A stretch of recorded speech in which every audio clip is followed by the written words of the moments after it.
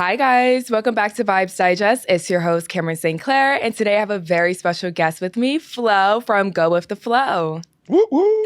I'm so excited to have you on the pod. We kind of already touched on it. Like, it's so wild to see you in this guest chair. It's wild to be in this guest chair. And for context, for those who don't know, I also have a podcast and I record in this studio and I'm always exactly where you're seated. Exactly. And I've done a few other podcasts, but those have all been online. And this is my first one in the studio. And so it's exciting to be on the reverse side of things and see how you run your own operation. Yes. And also probably like way less pressure. You're just like vibing now. Yeah. Like you don't have to follow an outline. You're like, I'm just answering the question. Although she did give me a lot of homework. You did give me, last night I was like, damn, there's actually a lot of stuff I need to go through. I was like, let me read up on this, let me watch this, let me watch that. I need to make sure you knew, because like, as you guys know, we talk about all things trending. So I had to make sure my guests are prepared. And yeah, honestly though, this is the first time there's been like a lot of new music. So I just wanted to make sure that you knew. Fair enough. But we can hop right into it. So the first segment is going to be about current events, and we need to talk about these plane crashes. Oh my goodness. So there's been 13 so far this year. Damn. Now, I have a question for you. You know, like when you see a red car and all of a sudden, like, there's a ton of red cars, or like you see a pregnant person, now everybody feels pregnant. I'm almost wondering if that's what's happening with the plane crashes. Like, are there more crashes, which reports say that there are, or are they just reporting on it more? When you said the red car thing, I was like, where are you going with this? But okay, I see what you're saying. No, I think it's definitely that there's a lot more happening. And the one that happened, the American Airlines one that happened in Virginia, that was the deadliest plane crash since I think 9/11. Oh, wow. And so these are things, so like that one happened. You had the one where the plane went missing in Alaska. You had the one in Philadelphia. You had the one in Toronto. And so these are like, usually, I remember in the past few years, there might be somewhere two airplanes might collide slightly on the runway. There's no actual fatalities or injuries, but these are actually deadly air crashes that are happening. And so I don't think it's like the red car thing. I think this is just like the most frequent they've been in a long time. Wow. Well, that makes me a little anxious. You know, it's scary. I have a lot of travel plans in March. I was on a plane on whatever the day the plane crash was. I was supposed to be on a plane like the next day, and it was a Delta flight I was supposed to be on, and the Toronto flight was the Delta one. Yeah. And the first turbulence that happened when I was in the air, I was like, Lord, not now. This is not how I want to go. But it does very much so make you have fears that you didn't used to have. You didn't used to have, absolutely. Because I never was a person that was like nervous of flying, but now I'm definitely starting to second guess myself a little bit. 100%. Did you see that they're offering $30,000? Which is Do you think that's enough? Not nearly enough. Okay, wait. You know what's funny? I'm not going to lie. At first, when I saw $30K, I was like, damn. But then I was like, wait, do I not value my life enough? Everybody was like, that is not enough. That is not enough. And I was reading up on it because you gave me homework. Thank you for making me read up on it. And Delta, because initially people were a little skeptical and they were like, oh, if they give you that $30K, there might be some fine print where they say you're not able to sue them. Then Delta came out and said that there's no strings attached. But still, I don't care if there's no strings attached. I'll take that 30, come around and still sue you. Because you got to lean into things. Yeah. The plane crashed and flipped upside down. Right. Even if you have no bodily harm, you can psychological trauma, PTSD. You got to lean into that shit. You can't really prove that with like a fucking scan or anything. But I'm going to be like, oh my God. Like I can't leave my home. I fly all the time for work. I never could get on a plane again. Like I need a private jet maybe or first class all the time. They need to hammer Delta and make them pay up a lot more. So 30K is not enough. 30K is definitely not enough. The more I really sat and thought about it, like, wow, y'all flipped upside. Like that's terrifying. Somebody pointed this out. Did you notice how there was nobody sitting in the exit seat? Like, you know how in the exit seats they tell you like, are you prepared to actually help people if anything happens? Yeah. It was only the flight attendants that were actually helping people. There was no like regular, like us helping like regular passengers. They left. Which, to be fair, every time they ask us that, funny enough, I've actually never sat in the exit aisle. But if I did and they asked me, I'm saying yes, knowing damn well that if some shit goes down, I'm saving me leaving first. And then we can figure everything else out. They need to like rethink that whole structure, if I'm honest. Yeah. But no, 30K is not enough. Delta needs to do better. And those people, I hope they sue them into oblivion. But like Delta, okay, so like let's say they give you $30K Delta One for life. $30K for life? No, $30K plus Delta One, like their first class seats for now life. We're talking. Now we can go to the negotiation table. Okay, I like it. That could be the start of our negotiation, but just $30K flat by itself, not enough, especially after taxes. Yeah. Now I got $15K. That's what I'm saying. That's like 3 first class tickets maybe? Shit. No. I like the Delta One for life. Yeah. That's a conversation starter. Well, speaking of cases, I feel like that's the way I'm going to transition here. We're going to segue. Ooh, she's good at this. We're going to hop right into Digital Digest, where we talk about all things trending on social media. There's been quite a few things, but first up is A$AP Rocky beat the case. Thank God. I'm not going to lie. I was like very, very nervous about that. It wasn't looking too cute at first. You know what's funny is I did not pay attention to the case at all. The only time I paid attention to it was when he beat it and he jumped into Rihanna's arms. And then I was like, wait a second, what is he even on trial for? Yeah. And that's when I then retroactively went and read up on the case. But I mean, I like A$AP Rocky. He's the father of 2 young kids. You don't want to see anybody be separated from their kids. I think the jail time could have been up to like 20-something years. And so I definitely was, I'm not out here rooting for any rappers to be convicted of anything. Right. And especially when you read up on it, and I don't think what he allegedly did was that egregious. So definitely happy he beat the case. Absolutely. And for my listeners, just in case you guys don't know, I've kind of like touched on it a few times in previous episodes. But a quick summary is essentially a couple years ago in California, he got into a verbal altercation with A$AP Rocky. Used to be a part of A$AP Mob. They were friends. Now they are no longer. And the case was basically that he allegedly shot at him. However, A$AP Rocky only left the scene with busted knuckles. And people were like, oh, you guys could have just gotten physical. A$AP Rocky's lawyers were saying that it was a prop gun. It wasn't a real gun. No one was actually shot. So that kind of like also helps his case. And then he was also offered a plea deal that he denied. And everybody, including me, I'm going to be honest, until I had a guest, Emmanuel, who is like editor of a magazine, music editor of a magazine. And he was saying, like, from a branding perspective, it actually didn't make sense for him to take that plea deal, because now, like, not only do you now have this record where you might not even be able to travel anymore, but like he's trying to do so much into the fashion world, like a convicted felon, that ruins your reputation. And also, like, he does not want to go back to jail. He has been to jail in the past. Very, like, avoid that at all costs. But I'm thinking 6 months versus 24 years, take the plea. Well, thank God he didn't. Thank God he did not. And yes, when he jumped in Rihanna's arms, oh my gosh, that gave me chills. That I saw the funniest tweet where it was like, this man really beat the case just to turn around to jump into Rihanna's arms. Like, some people were really meant to succeed in this world. Yes. And that really perfectly encapsulates it. I was like, first of all, obviously, people were not sure if she was going to show up and support, but that's her man. You got 2 kids together. They're a great looking couple. Yeah. Like, are they married? The rumor is that they got married in Barbados. Now, is anything like actually contractually, like, you know, I don't think so, because during this trial, actually, they were saying that's not technically his wife. I wonder if they got a prenup and their potential. I'm sure. And if nothing is like actually contractually like written down and signed, like, are y'all married, or are you guys like married? You know, it's like symbolism. Yeah, but I mean, it was a cool moment to see, because that was just the pure emotions coming out of it. You never know how you would react in something like that. And I've never been in that situation, and God willing, I'll never be in a situation where I'm waiting to hear if it's guilty or innocent. But I can just imagine how one word could decide, like, guilty versus not guilty will decide 20-something years versus being free that day. And so I'm surprised we don't see a lot more of that. I wish I had Rihanna's arms to jump into, but if I did, I too would react the exact same way. Honestly, I loved how vulnerable he was, you know? And honestly, like, also all of his friends too that took the stand, like A$AP 12, I've never seen that man so, like, not even calm, but just like very careful, cautious with his words. He also definitely, he played a huge role into this. He basically said, like, I've never seen A$AP Rocky with a real gun. I've only seen him with a prop gun all his life. And that's why he was like, even Relly knew that it was a fake gun. And so he definitely helped him a lot.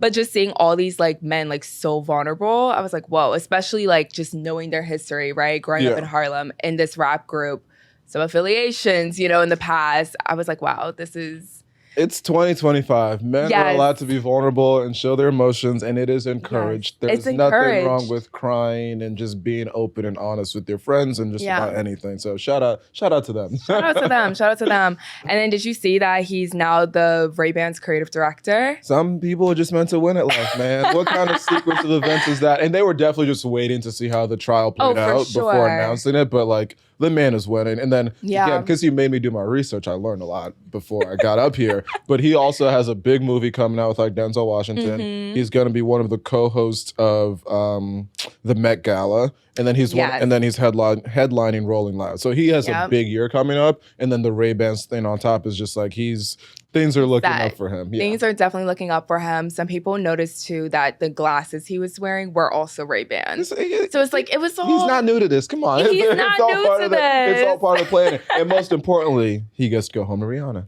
and jump into her arms. Yes, and jump into her arms every single night. I also saw a funny tweet, which was probably not funny, but her birthday was the next day. She could have potentially had the worst birthday ever. This is true. The jury knew that. They were like, we can't ruin her. We can't ruin her.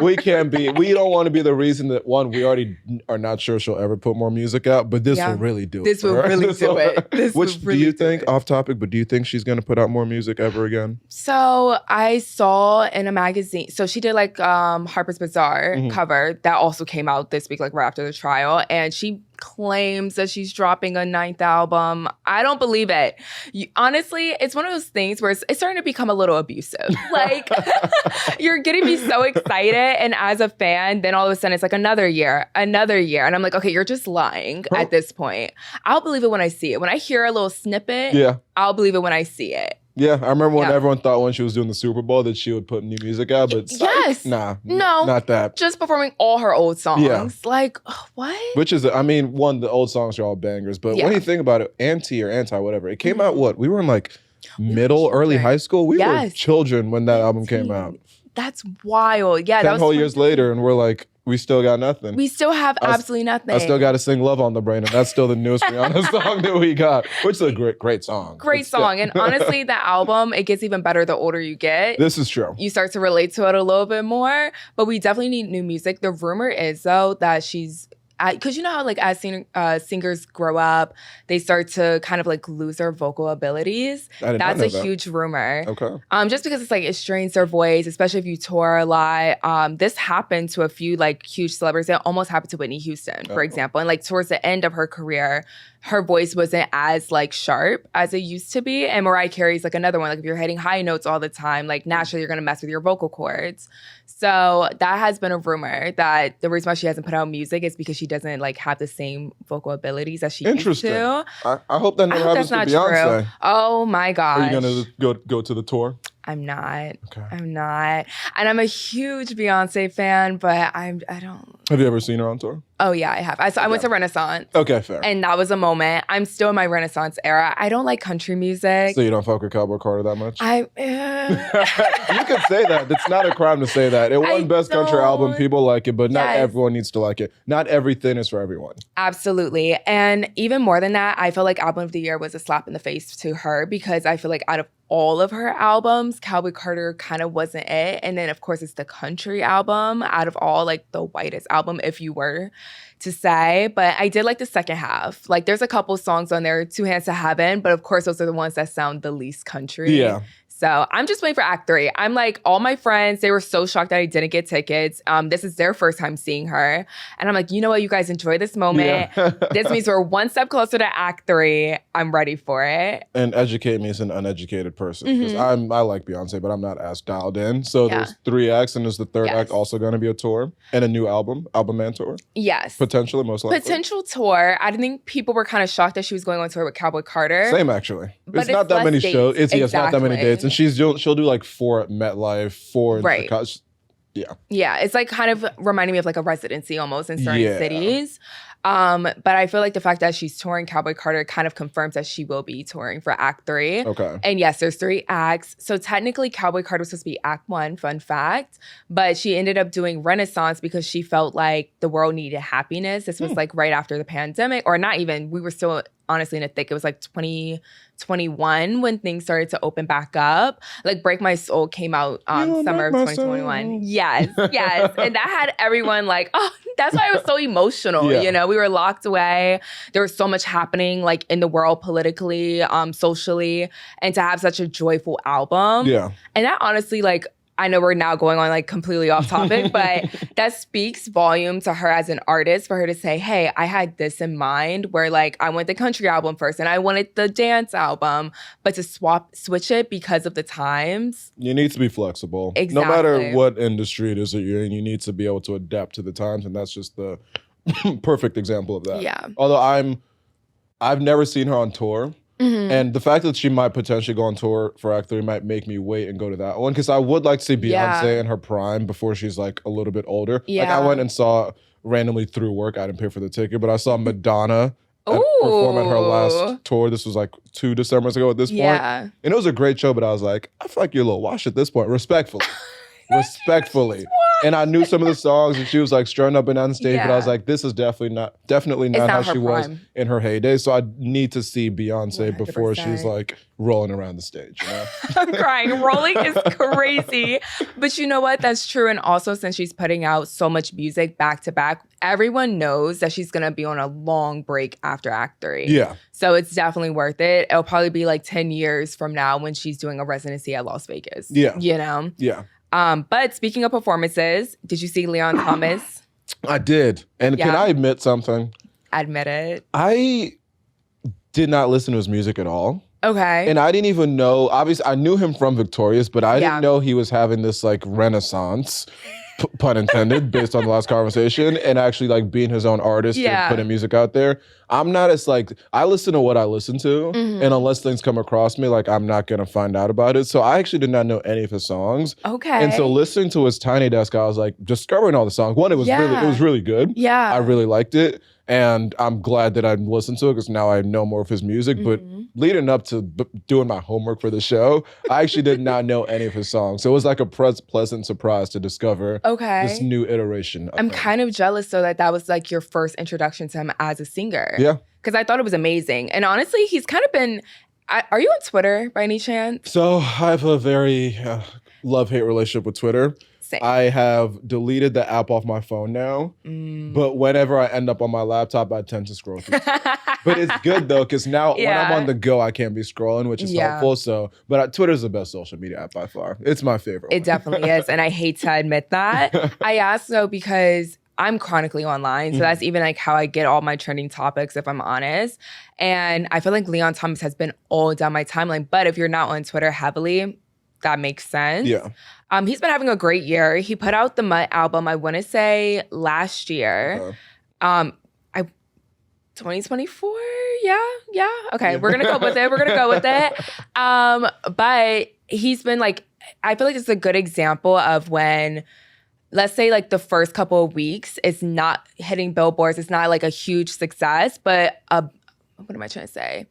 But your team is constantly pushing it because now he's landing deals like Tonight Show. He was performing there. He did Tiny Desk. He's kind of been everywhere. He just came off tour. He's now in London right now, touring out there.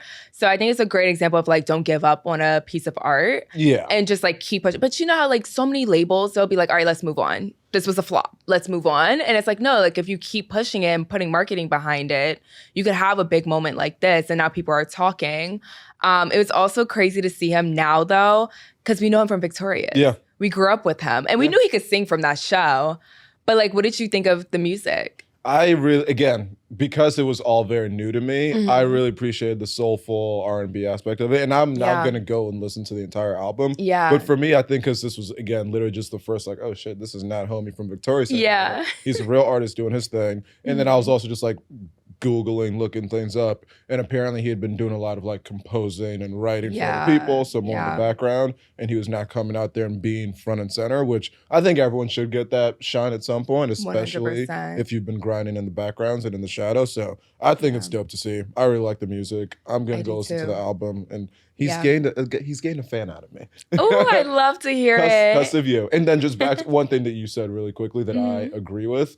I think labels and artists focus way too much on like first week numbers. 100%. That's what everyone will tweet out, whether it's academics or whoever. It's like, oh, this album is going to do 250K first week. And I'm like, that's obviously if you can start off that well, it's amazing. But on the flip side, just because your first week numbers are not great, I don't think is indicative of what the body of work actually is and how it's going to perform over an extended period of time. Like and we'll get to J. Cole later. And I didn't even mean to wear this shirt, but this is my goat.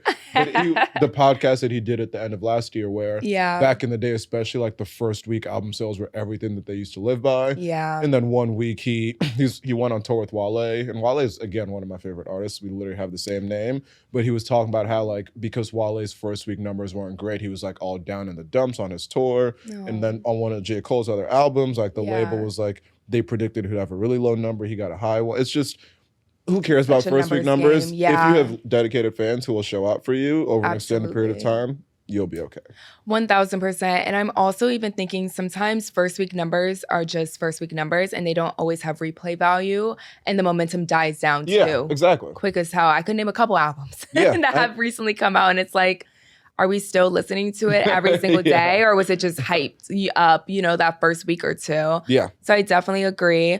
I can't wait. I'm going to ask you about what do you think of the actual album versus how he performed it? There was a couple of feedback on, we wish that we could hear his raw voice on the album. To me, now that I've heard his like true vocals and I've seen him perform live, I don't know, like the album, I love it, don't get me wrong, but I do think the production is a little bit too much to the point where I'm not hearing how beautiful his voice is. Interesting. Like there's a couple of songs where, I'm trying to think, did not write it down. Well, there was like one song especially where on the album, it's kind of like his voice is faded. And I get it's like an artistic approach, but like actually hearing him perform it and hearing it slow down, I'm like, oh, this feels like true R&B. So yeah, sometimes I wonder if like production can overshadow somebody's voice. I definitely, even though I haven't listened to his album, I think that definitely is the case. Yeah. Perfect example is T-Pain. I was just gonna say that. Like he's like no one knew that he could sing. But he's been auto-tuned forever. And he used that was like his instrument and he used it really well. But he did this live concert. I forget the name, but it's the one where he's wearing purple and he's doing covers of different songs. Yeah. When I tell you that album is one of the best cover albums ever. Really? He did a cover of Tennessee Whiskey that might be better. That I might like better than the original by Chris Stapleton. So I agree with you. I think artists should just let their vocals shine whenever they can. But 100%. I bet there's some like, I don't know, industry reason why they use for sure. I'm not a music person. I don't know. I don't know, but you know what? We can go ahead and go over to Vibe Spotlight, which is where I highlight one artist in particular, but I don't know, there's been so much new music. We're going to have to cover a few. Okay. But we're going to start with your boy, J. Cole. Cole World. I am the biggest J. Cole fan ever. I'm so curious how Clouds felt to you. For me, it felt nostalgic. That is the only way I could describe it. It felt a little bit like older Cole's voice. 100%. And again, I'm the biggest J. Cole fan you're ever going to meet. Sorry to take the mantle from me, but I am the biggest J. Cole fan. He was the first tour I ever went to, the 2014 For All Souls Drive tour. I've now seen him 4 times live. Most recently, when he came back to MSG a couple of weeks ago. You got to go to that? I got through work, I got free tickets. Shout out my old job. Okay, I'm like, oh, that's where you love. I left my old job. We're going to talk about that in the interview portion, but damn, Flo, you should have told me that you had the hookup. I mean, I had to take clients. I couldn't just like take anyone. Oh, yeah. But no, so basically J. Cole, he's like my GOAT. The only time he did wrong in my eyes was when he apologized to Kendrick. But that was he was so mature for that. And in short term, I was mad, but long term, I was like, that was a mature and smart thing to do. That actually made sense. So I say all that to say, whenever there's a surprise Cole drop, I'm like a kid in the candy store. Yeah. One of my other really good friends who's a big J. Cole fan, he sent it in the chat and he was like, honestly, he sent it and I didn't register. And then I was like, oh shit, this is new J. Cole. Yeah. Went back, listen, you need your spiritual experience. I'm a big headphones guy for first listen. Me too. Just sitting and doing nothing. Yeah. And exactly like you said, nostalgia. He's actually rapping. He's saying some real shit. He's I still think he's the best rapper alive. Kendrick, he's done whatever. I don't care. And I'm going to see Kendrick on tour, so I like Kendrick. But I still think J. Cole is a much better rapper. And when he's just talking his shit and doing his style, I don't think anybody does it better. And so the song Clouds, I was like, this is exactly the type of J. Cole we love. And then the last thing I'll say is even one of my friends who likes to be a J. Cole hater, he was like, yeah, no, that was real rap, especially the first verse. So 100%. Shout out J. Cole. Definitely real rap. I want to go back to what you just said about how you actually think he's the best rapper. I think a lot of people would have agreed, with that sentiment until the rap battle happened. Because that was like the moment to really like prove yourself. And he kind of did off that first song. 7-minute drill. I think so. And here's the thing. And I preface by saying, yes, yay, Kendrick. Kendrick is great. 5 Grammys, Super Bowl, blah, blah, blah. I still think it's all overrated. Personally. You think it's overrated? Personally, I think the hype was overrated. I think it was because people hate Drake so much for not for whatever reason. Yeah. They hate to see people be successful. Drake was he was top dog for a very long time. And people like to see great people be toppled. And so because it was, I think if it was Kendrick versus any other artist and like he comes out with a song like Not Like Us and whatever, I don't think it has that same level of hype. It's only because Drake is as big and great as he is that he actually elevated that beef a little bit. And he definitely lost. I'm not trying to say he didn't lose, but I just think the whole Kendrick is now the greatest ever because of this one rap beef. I'm not fucking buying it. Sorry, really? Sue me. So, and again, I will be on tour and I will be singing Not Like Us, but I don't think he's the greatest because of this beef. So I will say this, back in the day, I'm thinking back when we were in like middle school, and that was to me, when it wasn't even a top 3 conversation, it was always a Kendrick or J. Cole conversation. And I was always the outlier that'd be like, no, you have to understand J. Cole. Like, he's just one of those people like, yes, you're not going to dance to his music, but like, you just have to sit and understand the lyrics. I don't dance to Kendrick's music either. Barely, kind of. But back in the day when it was like, I don't know, like backseat freestyle, like you're not dancing to it, but it's a more like upbeat, like head nod type of song. But I would argue J. Cole has always had those too, to be honest. Well, even if it's the more like, funny enough, on the podcast he did, he said he didn't love songs like Workout and the more radio singles, but he's also had songs that you could play at parties, you can dance to. And so I think J. Cole's had more flexibility than people give him credit for. Yes, he does a lot of storytelling, slower songs. He does. People like to say he makes fucking like, he has a song's literally called Folding Clothes. They say he makes music that's like for doing laundry. Yeah. Which I don't think is the case, so that joke has always been there. But I do think J. Cole has had a great range, especially when you throw in the mixtapes and all the rapping he does. So 100%. Again, he can do no wrong in my eyes. You're speaking to the wrong person. Well, this is where I'm going with this. Like, again, I was also the humongous J. Cole fan. Actually, kind of when he became, in my personal opinion, the last 5 to 8 years, he became more radio. And I think that's when I started to like stop listening a little bit. But the point I'm making here is I used to always say like toe to toe, it was Kendrick versus J. Cole, in my opinion. I was always choosing J. Cole. But when he did that whole apology, he didn't step up to the table. And honestly, if he was gonna go that route, I'm kind of like, you should have just never dropped 7-minute drill, because he was getting the people talking. And this also just shows how much everyone is a follower, because he had folks like really questioning Kendrick's classic albums. Which like, he was asking the right questions is all I'm saying. But so was Kendrick about Drake. Yes, it could be overhyped, but when we talk about culture, like... So was Kendrick. Kendrick was also asking the right questions. But that's why like the rap battle could have been so amazing. I agree. And I think the thing that would have been great about J. Cole versus Kendrick is that was such a missed opportunity. Because I don't think it would have ever got that personal between them. No. I think they're both like respectful enough. And even if they're not friends, because who knows if they're in the same industry, so they might not actually be friends. They were friends back in the day.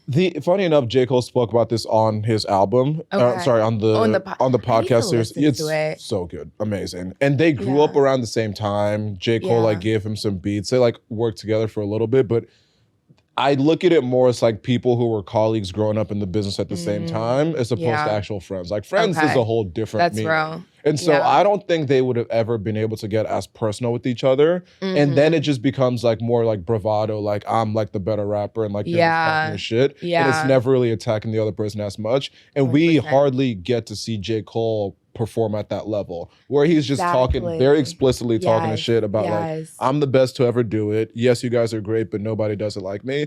And he started to do that on 7 Minute Drill. And I would have loved to see 1 or 2 more songs of like explicitly saying I'm better than you guys. And he's a smart enough and mature enough person that I don't think he would have ever made it personal. And that's where I want to go with that, because that's why to me a J. Cole versus Kendrick rap battle would have been a lot better. At first, Kendrick was attacking Drake with the art. He was attacking with his lyrics. He was attacking him culturally. Yeah. It did not get personal until he started mentioning Kendrick's family. Yeah. And once you start talking about somebody's wife and kids, all rules are now I'm gonna call you a pedophile.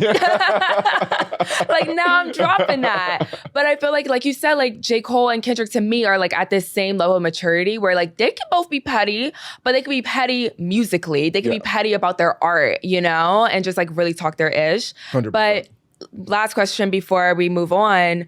Do you think, though, that was all like a marketing ploy? Like some people were saying... On whose part? For J. Cole. Like, you know how he's about to drop the whole, like, the fall off? Nah. He's been teasing that album for years. He did his Dreamville Fest every single year. He's doing the last one this coming year. His rollout has been magnificent. Even this album, funny enough, the podcast series that he just dropped, they hinted at some points in it when they actually recorded it. They recorded that shit like well before the Kendrick and Drake and beef. And so I think they had been planning this rollout pretty strategically over time. Okay. And so I think this just happened pretty organically. I don't think it was a marketing ploy. Man, he's a smart dude. Shut up, as you could tell. But he could like lean into it. He could, as part of the fallout. Like if it comes on the next year, especially like now that we're getting clouds and it just feels so nostalgic. You know, if it was like, I'm trying to think of, what do I think it reminded me of? Oh, For Your Eyes Only. Okay. That's what it kind of reminded me of, that album. Do you agree? Yeah, I could buy that. I could buy that. And yes, I think you could probably slide it on that album and it feels pretty natural in there. Right. Not KOD was honestly, if I had to be honest, KOD is probably the one album that doesn't have as much replay value and I don't go back to as much. Yeah. But outside of that, out of his past albums, For Your Eyes Only is the one that it sounds the most like. I agree. So maybe I'm stretching here, but I'm like, maybe like it starts there. Now, okay, this is the last year of Dreamville, so they say. And now you're dropping like surprise drops when it comes to like, you know, just again, like sounding like old J. Cole. This could be a part of the album rollout. Or he could lean into the fact he didn't want to do the beef a part of the fallout. Everyone's saying he's falling off. Yeah, I mean, but he's been leaning into that too. Yeah. Because he's had the whole like basketball player arc, whether it's like the warm-up, Friday Night Lights. It's always been this like basketball player arc. Right. And the last stage of anybody's career is like people say you fall off. He actually, you need to listen to the podcast. Because the last episode, he like either the last episode or one of the last episodes, he does this outro that basically hypes up the fall off. And I was literally getting chills listening to it. And so I think he's been planning that rollout for a while. Okay. But I do think though, because the podcast series he did, it ended at Friday Night Lights leading up to his 10-year anniversary show. Because again, this man is well thought out. I feel like he's going to do another series for the next stretch of albums. Okay. And then he'll put out the fall off. Because that timing, I don't think would make as much sense to do podcasts for up to Forest Hill Drive, put out the new album, and then retroactively go and do the podcast series about the other album. So I do think this is like a years-long rollout. And when the time comes, it'll be perfect. And it'll be so well orchestrated. Yeah. And I know we spoke about first week sales not mattering, but he's going to crush the numbers. Oh, he's going to crush it. I love that man so much. I actually met him randomly one time. In New York City, and it was a single. Let me guess, Soho? No, it was. I feel like he's always in Soho on that bike. People, one of my friends just sent me a selfie with him one time in Soho. But this was my junior internship summer, so summer of 2021. Oh my goodness. He would always be at this mall, Brookfield place that has a food court. Our office was right across the street. Yeah. And I remember one time I was in a meeting and I get out and I get a text. Sorry, this is a long story. No, go for it. But I get a text from my friend and he's like, I know, like, I wouldn't usually do this because I had a missed call from him. He's like, but J. Cole's in Brookfield across the mall. I got out of the office. I sprinted across the street. I look around Brookfield Place and I don't see him. I'm like, damn, I missed it. That same thing happens where 2 days later in the big intern group chat, somebody sends a selfie with him. I'm like, why can I not meet J. Cole? The next week, I was literally just going to lunch with a friend. Shout out Ryan Gow. We were going to lunch. I get my dig. I sit down. I look up, and the very first person I see is him, and he's like 20 feet away from me, and I'm like, this was meant to be. I love so that. I had myself up. I'm like, I need to go say hi to J. Cole. Like, I might never see this man again. This is my GOAT. I've seen him on tour all these times. Let me go say what's up. So I gathered myself. Was it nice? Like a nice interaction? Yes. Yeah. Oh, so I walk up to him. He's like sitting down eating his food by himself, wearing basketball clothes. He sees me approaching. He looks up and gives me a look like, don't blow up my spot. And I go, I don't want to bother you. I just want to say I'm a big fan. And I stick out my fist. He gives me a fist bump and I walk away. Oh, and so amazing. We're walking away. And then I sit down to finish eating my lunch. Yeah. And then he finishes eating, throws his lunch out, and then he walks right by me. Obviously, I'm staring him down. We lock eyes. He gives me a little head nod. And in that moment, I was like, J. Cole's my boy. And then he walks away.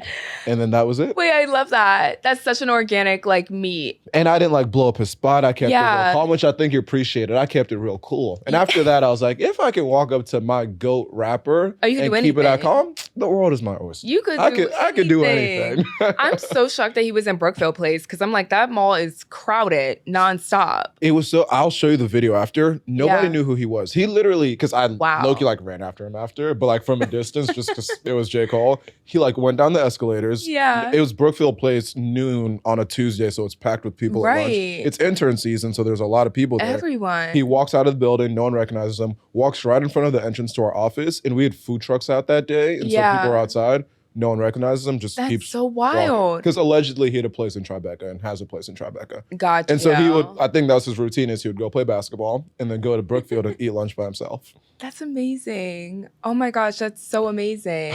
That's the goal. That's a beautiful story. I'm glad. And you'll see I'll show you pictures. Yeah, you have to show me pictures. Oh, I'm so jealous. I have yet to meet anybody famous. I think the only time I saw somebody was Selena Gomez. Also, was it 2021? No, this was like way back in the day when I was in high school. I came up for like a festival with my uncle. And it's so funny. For some reason, I wanted to wear this Justin Bieber graphic tee. This is when graphic tees were. It was like 2017. And my uncle was like, no, it's a hip hop day. Like Jay-Z is performing. Wear the Tupac. And I'm like, okay, let's wear the Tupac shirt. Thank God I did, because we went to this brunch spot, typical New York fashion. First one, way too long of a wait. Then we went to Grey Dog, actually, like across the street. And all of a sudden, I'm facing this way. He's facing that way. He's like, I think that's that girl from Disney that you like. I'm like, who? He's like, Selena Gomez. So he goes, Cameron, leave your phone. These are one of like the celebrity moments where you just play cool, right? And this was actually right after her surgery too. So like, this is a first like outing of her. And I'm just thinking, she's like, okay, go by the bathroom and just like wave. Act like you have to use the bathroom and just wave. And so I did. She saw my shirt and she like gave me a head nod and waved at me.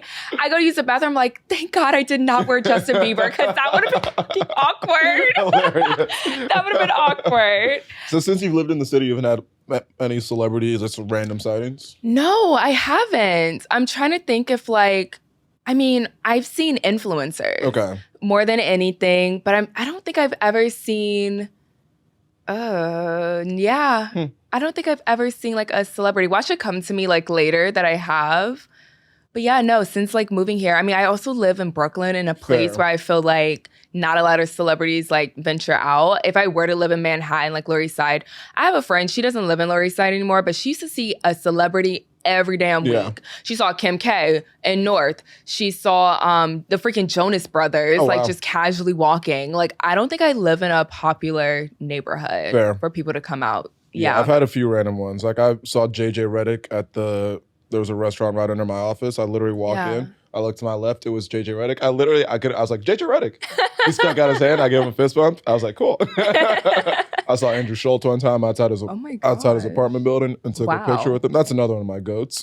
Really? So I've just had a few random. Like, Andrew Schultz is one of your goals? Andrew Schultz, we could talk about it if you want. Well, let's transition over to the interview. Wait, let's unpack that. Let's talk about it. Because he's a little controversial, especially amongst Black women. Yeah, I think here's the thing. That clip was from last year, the Shits and Gigs episode? Yes. When you take that man out of context and when you don't know his style of comedy, yes, it sounds He said crazy. He would R-word Kendrick Lamar. Yes, and he leaned into that a little bit too much, but for context, he has this podcast, Brilliant Idiots with Charlamagne the God. Mm-hmm. I've listened to that podcast every week since I was in middle school. Actually, his 2 plaques are on the wall right there because he used to record out of here. Oh, wow. He is someone who I have seen him, and this sounds like I fucking know the guy, but when he started that podcast, he was a struggling comedian, a struggling actor, and he has grinded more than anybody else through YouTube. More recently, like a lot of studios wouldn't fuck with him, so he would just put his content out on YouTube, and he was one of the first comedians to go that route. Built up a massive following. Yeah. A couple years back, he was supposed to do a special through some streaming platform. There was some stuff that happened, so he bought it back, put it out on YouTube, and it was a smashing success. I think it's the most viewed YouTube comedy special ever. He now has a Netflix series coming out. Yeah, this guy has grinded for so fucking long. No, he's grinding. And that's and to get back to the controversy. Yeah, his style is one where he comes after everybody. Doesn't matter who you are.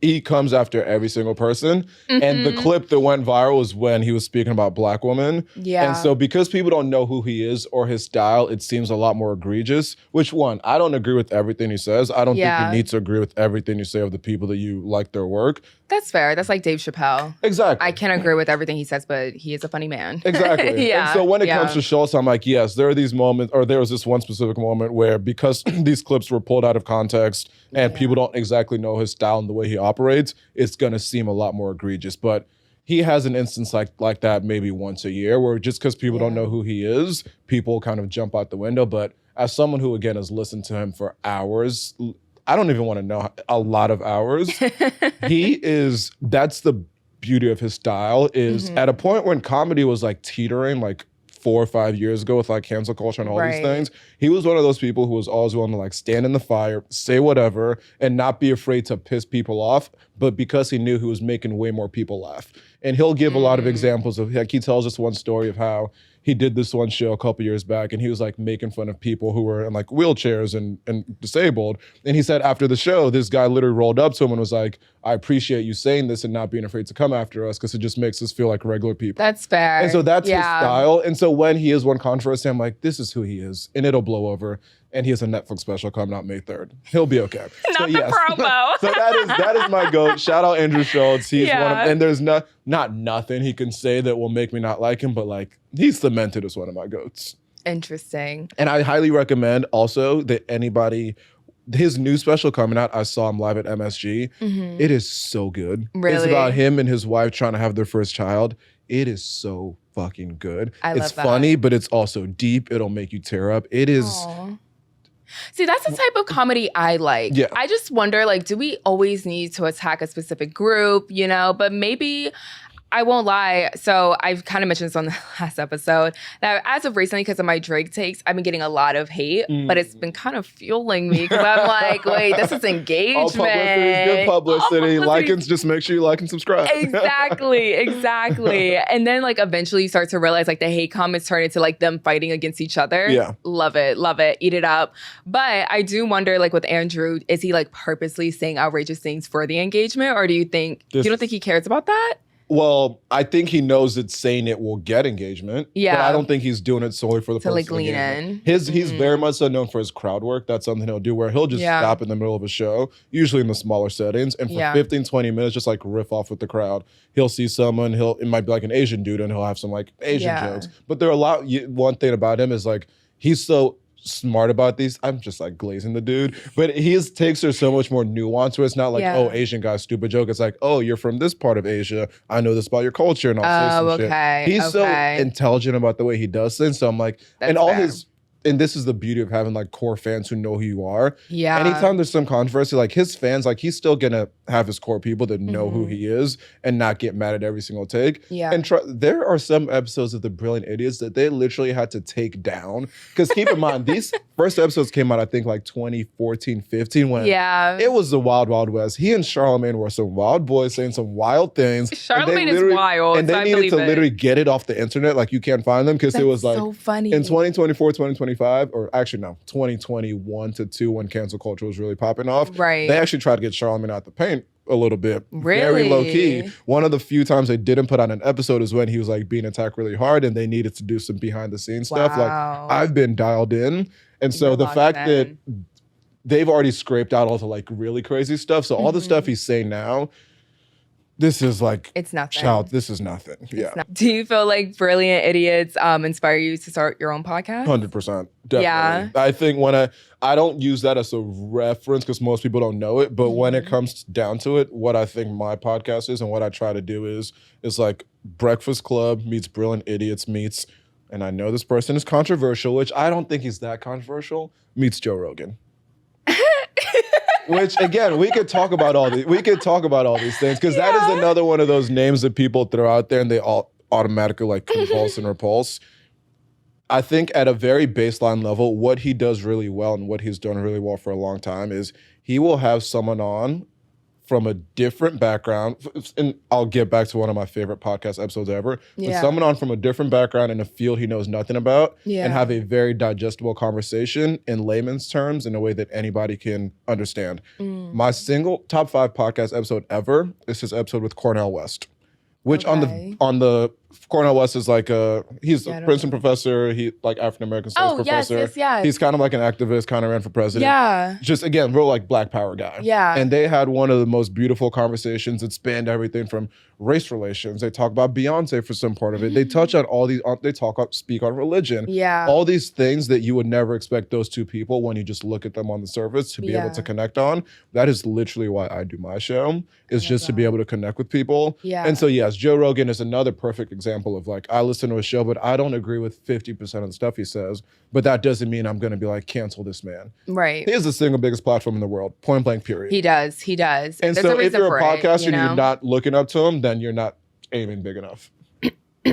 So, well, exactly. So that's the thing about all these names I bring up. Like I have my reasons for liking them. It's so shocking though, because I feel like, honestly, well, not Brilliant Idiots. I do think that you are definitely their targeted demographic, but Joe Rogan, I don't think you are. And again, this is another misconception people have. He has listeners across a wide demographic. It's not just middle-aged white men.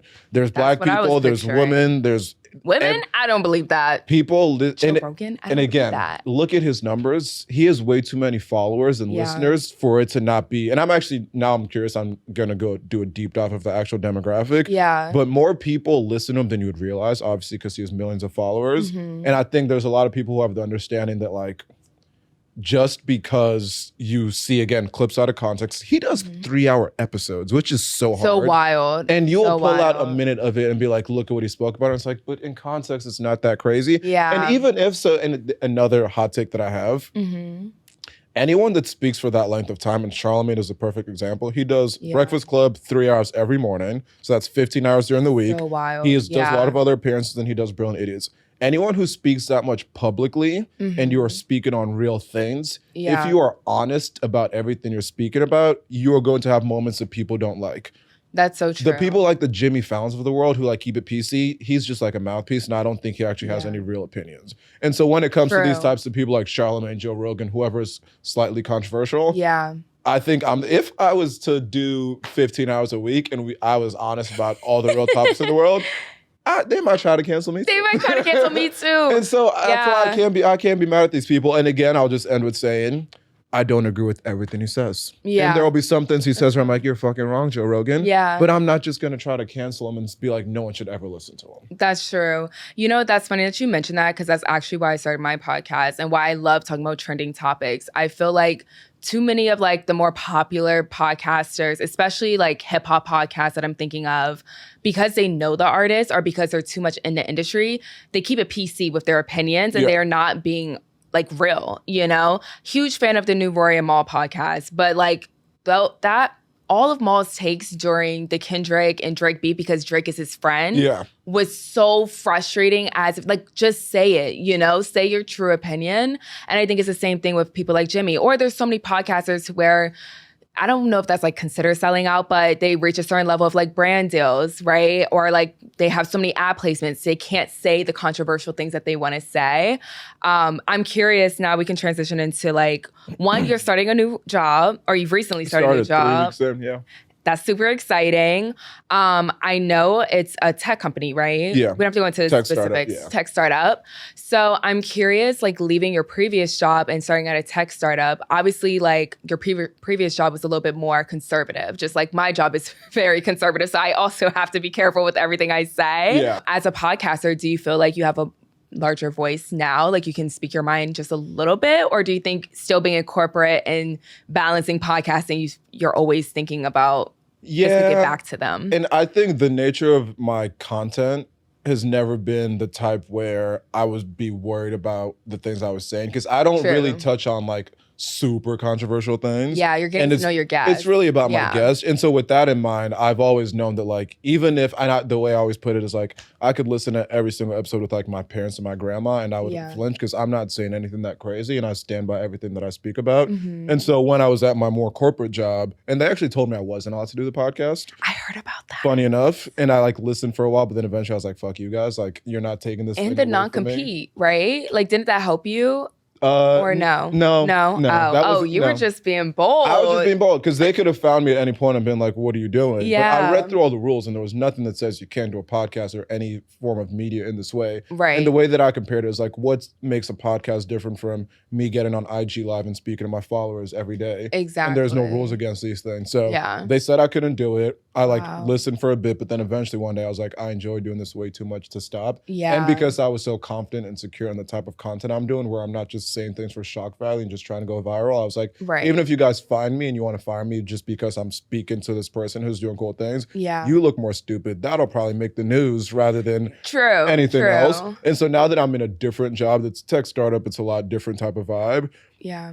My content's going to be the same. I have the same level of freedom because I never actually dialed myself back at my last job. I love that. The only thing was I couldn't literally say the words Goldman Sachs.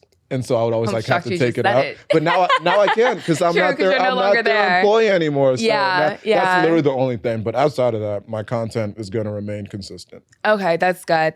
I feel like it's the same way at my job. They actually just had a social media guideline. They've updated their policy, read all the way through it. And they allow you to name drop, but it's so many rules. I'm like, because I don't know if you know this, but like I'm also on TikTok and I post a lot of stuff about being a marketer and just like I post about my job without saying where I work and people try and guess and they get it wrong all the time. I feel like it's easy to find. I think so too, but you know what's funny? Like you could find these things. I think so too, but I think it's also hard for them because a lot of people have DM me like, I can't find you on LinkedIn. My socials are my first and middle name. And that's what gets people. Okay. And then if you don't know the location of where I work and you don't know like the offices around there, I've had some people like wrongfully guess. I would just say like they guessed Spotify once. Nearby, close, but not quite, you know? But it's just like about not using it to build your brand and like the likeness because I mean, I probably would go viral by now if I was like leading on where I was actually working. Yeah. But it's definitely such a tricky balance. Yeah. I'm also curious about like, you've been doing this for a lot longer than me.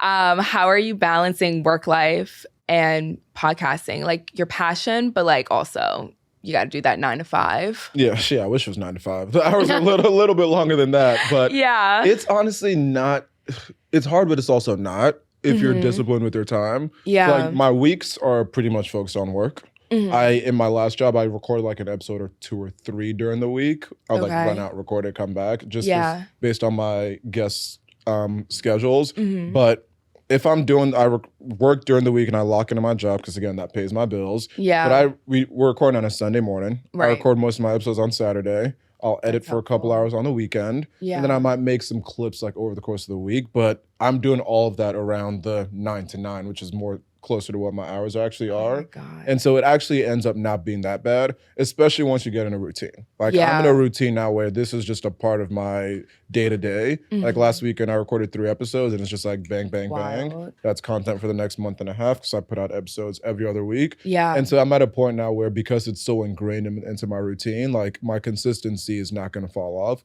That's beautiful. And as I've always told people, like I've done this for 4 years, but I still I'm a struggling podcaster.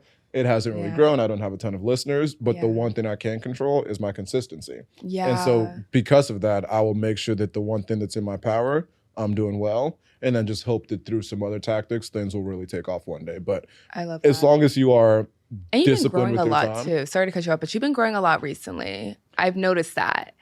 There's like an upsetting. I'm looking at your clips and stuff, and at least like your followers. I feel like your followers have almost doubled in the past year. Yeah, there has been. It's funny how also like certain clips will do that for you. Like it was one clip specifically on Instagram, the Gene clip, funny enough. Yeah. That has like 140,000 views or something. Wow. And so that got a lot of followers through that. I love that. Like those types of clips are so much more sporadic.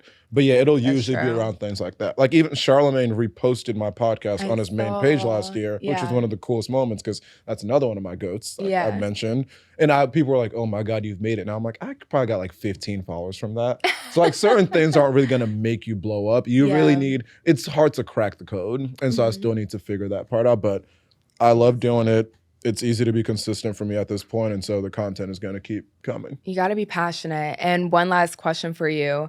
What is the long-term goal with the podcast? With my life? Oh. I was like, let's talk. That is a deep one. I was like, there's a lot of things I want to do. But like the long-term goal, do you think, and I guess you could think about it this way, do you feel like you'll always balance like a 9 to 5, 9 to 9 and podcasting? Or do you think the long-term goal is like, I would love to do this full-time one day? 100% doing it full-time one day. Yeah. Or not even, I think I'm the type of person that I'm always going to be doing a lot. Like that's just by the nature of who I am. Like me and one of my friends are trying to start a clothing brand right now. And so we've been putting a lot of work into that. Yeah. I have my day job. I have the podcast. I do a lot of things socially. So I'm always going to bounce a lot. Yeah. And so when I don't podcasting, I don't want it to be the only thing, but I would like it to be like a main source of income one day. I love where that. I can just lean back on that and have it pay my bills. But because podcasting is like an hour or two a day or a week, like that's not enough time that's going to be taken up. But I would like it to be at a place where I can monetize it. I'm making good money off of it. But then I also have all my other ventures going at the same time. I love that. I love that. Well, thank you so much for coming on. Thank you for having me on. Please let the people know like where they can find you, listen to your pod. Yes, podcast is Go With The Flo, no W in spaces, so Go With The FLO, Spotify, YouTube, Apple Podcasts. I'm on TikTok, Instagram, YouTube Reels, literally anywhere you get your podcasts and clips, you can find Go With The Flo. Yeah, that's it. Awesome. Well, thank you so much. And thank you guys for watching if you're watching on video. And thank you for listening if you're listening on audio. And I'll catch you guys next Wednesday. Bye. Bye, guys.